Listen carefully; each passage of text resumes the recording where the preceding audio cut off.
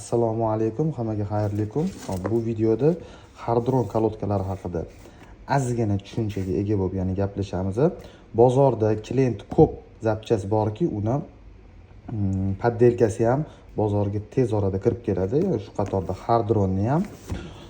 Hozirgi paytda shu Hardron kolodkalarini birga bir kopiyasi bozorda juda ko'payib ketdi. Buni ajratishni eng sodda yo'llarini hozir qisqacha tushuntirib o'taman. Korobkasida unaqa katta farq bo'lmaydi. Даже mana shu stikkerni ham birga bir qilib ishlab qo'yishyapti. Korobkasidan ichini ochganda birinchi o'chirtda, mana bu original Hardron kolodkasi. Mana shu smaskasi bo'ladi o'zida. Ko'rib turibsizlar, mana ko'k rangda bo'ladi. Poddelkalarda shunaqa zarli bo'ladi ko'p hollarda. Mana ko'rasizlar, bunda ham Hardron yozig'i bor. Bir xillarda yozig'siz bo'ladi, bir xillarda mana shunaqa yozuvli bo'ladi, lekin mana shunaqa zar qog'ozda bo'ladi. Ko'pincha yozuvsiz bo'ladi. Originalda mana shunaqa ko'k bo'ladi. Ikkinchi yana farqi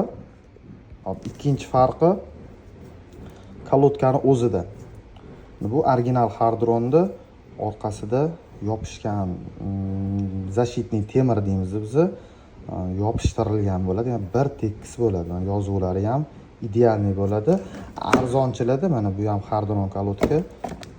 Shunaqa quloqligi qilishyapti. Mana ichida ham, bunda ham Hardron mana.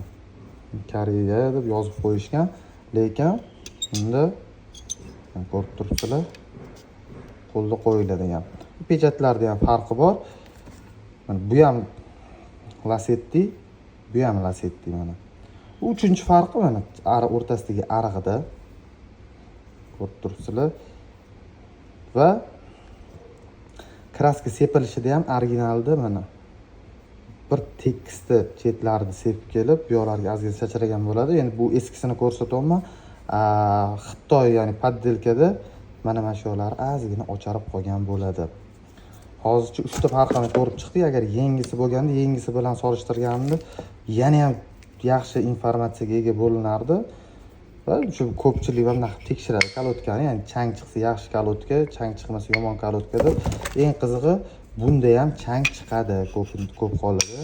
Bunda ham chang chiqadi. Yengisida bu chang yana ham ko'proq chiqadi. Lekin ozgina vaqt yurgandan keyin bu kolodka oporning chizib tashlab, chiylab qo'yapti.